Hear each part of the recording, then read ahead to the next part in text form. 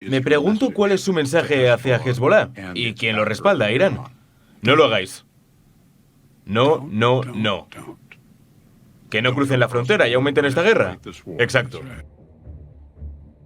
No lo hagáis. Ese era el aviso que daba el año pasado el presidente de los Estados Unidos, Joe Biden, hacia todos aquellos que pensaran aprovecharse de la guerra entre Israel y Hamás para tratar de elevar el conflicto, para hacer más leña del árbol caído y desatar el caos en el mundo.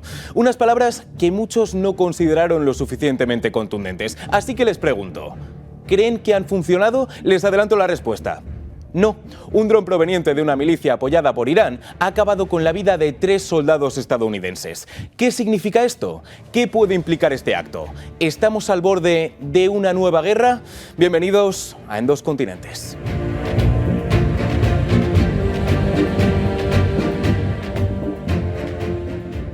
17 de octubre de 2023, una fecha que trágicamente va a ser recordada por la historia.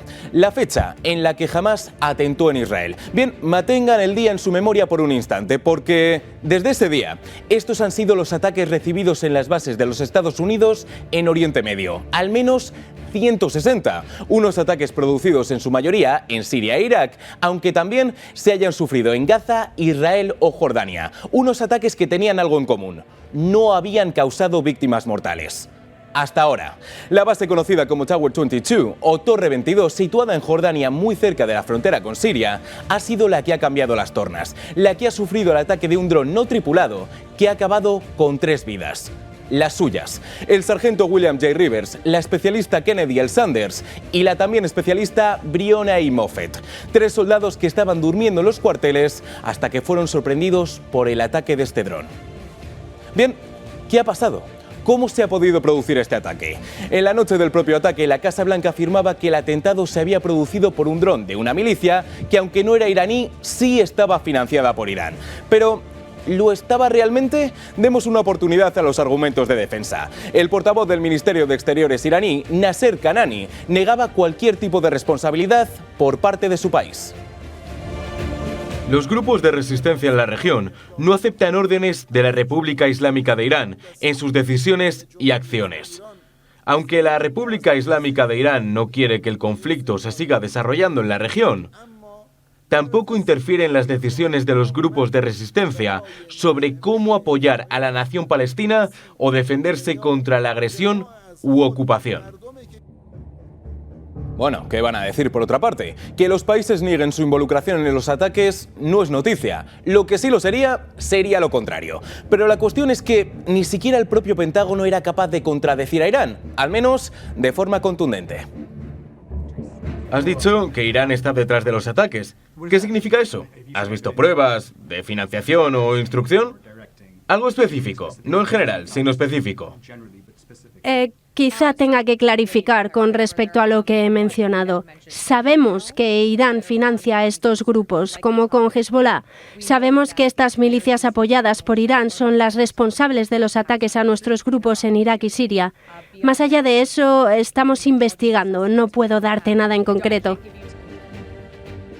Bueno, no es el argumento más convincente, eso desde luego. Sabemos que Irán financia a estas milicias. Es verdad que no tenemos pruebas de este ataque en concreto, pero a nivel general, Irán financia a las milicias en cuestión. Vale, ok, asumamos que es el caso.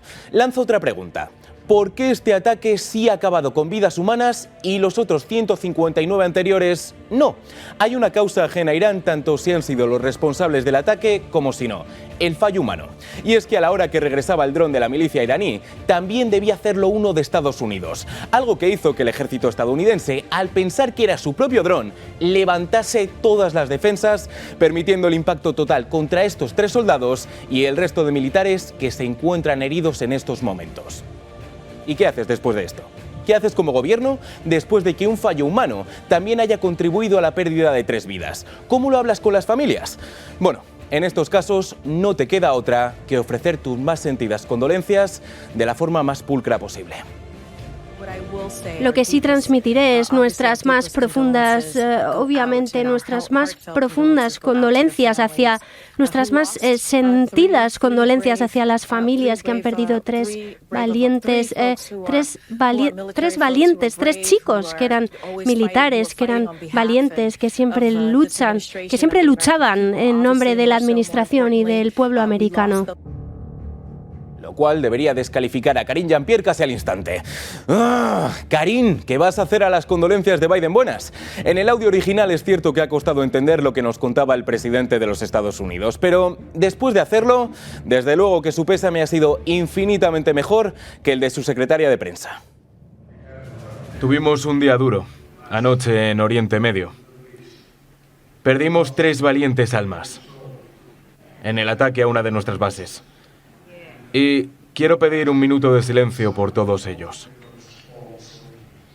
Pero responderemos. Bien, Biden ha cumplido, al menos en ese sentido, pero atención porque el melón que se abre ahora es interesante. El presidente de los Estados Unidos ha dicho que va a responder, pero ¿cómo? A ver, antes de dirigirnos a escenarios catastróficos, respiremos un poco. Quizá la situación no es tan grave. Yo diría que la situación...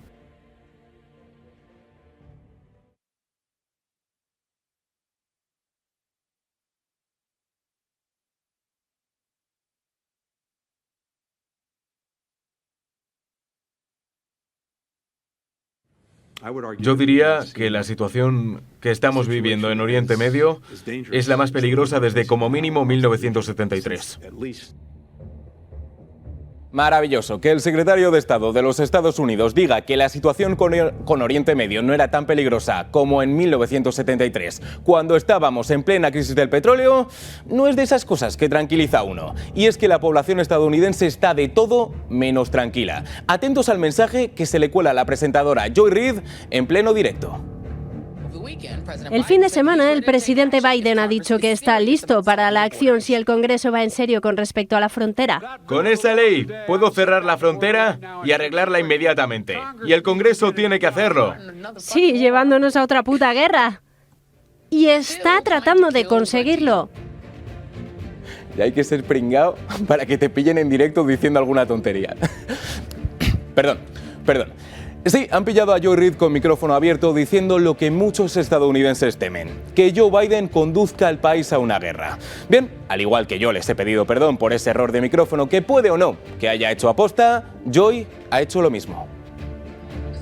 Quiero disculparme rápidamente. Estaba hablando durante un vídeo que se mostraba y ya sabéis que intentamos que este programa sea para mayores de 13 años, así que pido perdón a quien estuviera escuchando. Sí, claro, seguro que el problema ha sido que has dicho una palabra que es puñetera. No, Joy, el problema no era que un chaval de 12 años haya oído una palabrota, sino ese pensamiento. El pensamiento que muchos llevamos temiendo desde hace años y que esperamos que no se cumpla. El de una guerra. Bien, en el momento de la grabación de este programa no ha habido respuesta estadounidense. No ha habido bombardeos ni ataques directos. Así que la pregunta está clara. Va a haber respuesta, sí, pero ¿cuándo? No buscamos otra guerra. No buscamos que el conflicto escale.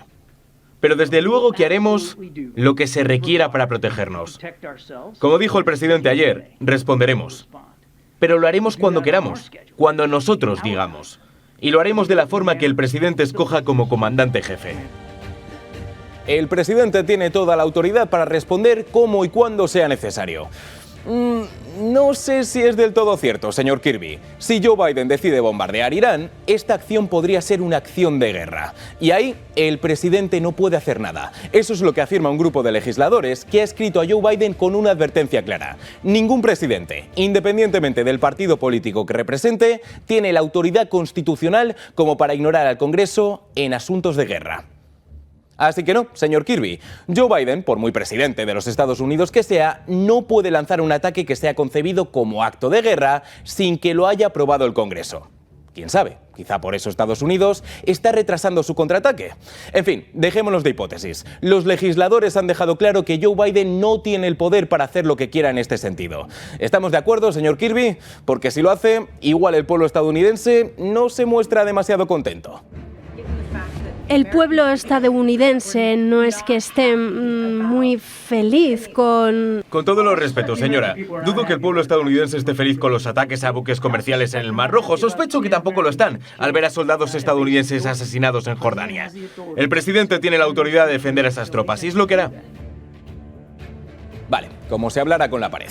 John Kirby considera que Joe Biden tiene la autoridad absoluta para hacer lo que considere, como y cuando quiera. Pero, si es así, de nuevo, ¿por qué no ha hecho algo ya? Sí, la hipótesis del Congreso ya la hemos lanzado, pero hay algunos que opinan que el motivo por el que los agentes federales no irrumpen en Texas y el motivo por el que Estados Unidos no ha contraatacado es el mismo. Es un año electoral. ¿Está mirando el presidente a las encuestas a la hora de sopesar todas estas respuestas? Mira el presidente... Dios mío. Menuda pregunta. No está mirando... Señora, déjeme detenerla ahí. ¿El comandante jefe no está mirando las encuestas o considerando el calendario electoral al defender... ¿Y qué opina de la guerra en Gaza?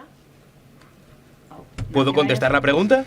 No está haciendo cálculos políticos, o mirando encuestas o el calendario electoral, mientras trabaja para proteger a nuestras tropas en mar y aire. Y cualquier sugerencia de lo contrario es ofensiva. Bueno, vale.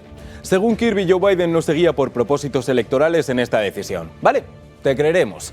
Bien, sea como sea, hay una cosa que está clara. Si la respuesta estuviera del todo decidida, muy posiblemente ya se habría producido. La situación es compleja, no vamos a engañar a nadie. Un acto puede llevar al mundo a una nueva guerra. Es el miedo de todos y es lo que parece que podría ocurrir si las cosas no se hacen bien. Bueno, ¿nos acobardamos ya todos? No. El Pentágono asegura que la guerra es una idea bastante difícil de llegar a cumplirse. ¿Ha sido este ataque un acto de guerra por parte de Irán? Mira, creo que ya lo he dicho en alguna ocasión. No buscamos una guerra con Irán. No buscamos ampliar el conflicto.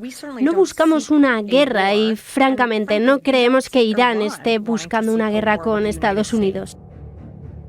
Vale. Respiremos un poco. El Pentágono dice que parece bastante complicadete que Irán y Estados Unidos se declaren la guerra. Así que lo más probable es que sea así, porque al fin y al cabo, ¿quién va a tener más información confidencial que el Pentágono? Aunque no tengan muy claro si el ataque a la base de Jordania lo ha realizado Irán o no. En fin, es bastante irónico que nos encontremos en esta situación en la presidencia de Joe Biden, porque antes de llegar a la Casa Blanca, el actual presidente de los Estados Unidos sospechaba que su país podría entrar en guerra con Irán, pero no por él, más bien por otra persona.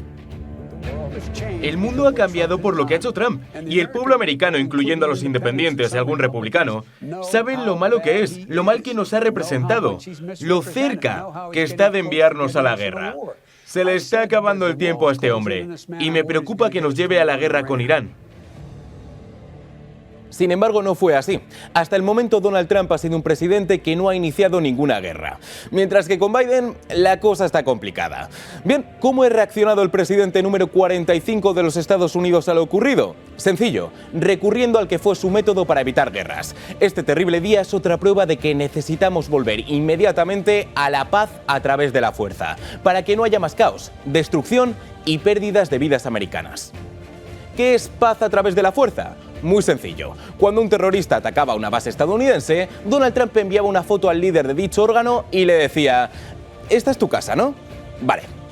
¿Te gusta ver a tu familia, no? Pues ya sabes lo que tienes que dejar de hacer». Era una muestra de contundencia sin llegar a bombardear o atacar al enemigo. Algo con lo que la rival de Donald Trump en las elecciones primarias, Nikki Haley, no está muy de acuerdo. Dices que Biden no ha hecho nada. ¿Qué es lo que debería haber hecho? En el primer ataque recibido, atacas, y atacas con todo. Lo que deberían hacer es ir a por cada lugar de producción de misiles, donde sea que estén. Los destrozas. Y claro, problema de eso, que los estadounidenses, ciudadanos de un país que algo sabe de guerras y no todo es precisamente bueno, están un pelín hartos de contiendas. Tanto se las impulsan Joe Biden como Nikki Haley. Y si no, atentos a lo que ocurrió en pleno acto de la exembajadora de la ONU. ¡No a las nuevas guerras! ¡Estoy harto del complejo militar industrial!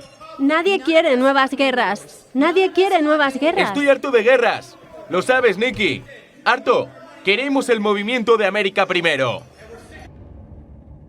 Bien, damas y caballeros, esto es lo que ha ocurrido. Al intento número 160 ha ido la vencida. Estados Unidos ha lamentado sus primeras víctimas militares desde el inicio de la nueva fase en la guerra entre Hamás e Israel, desde aquel fatídico 17 de octubre. Así que ahora, ¿qué hacemos? Un contraataque es una posibilidad, desde luego, pero es una posibilidad tan compleja como temida. Y mientras el Congreso no reciba ningún tipo de notificación, quizá Biden se lo piense dos veces. ¿Paz a través de la fuerza? Parece complejo también. ¿Imposición de sanciones? Bueno, es viable, sí, pero también es complicado. El mundo espera conteniendo la respiración mientras las hostilidades avanzan.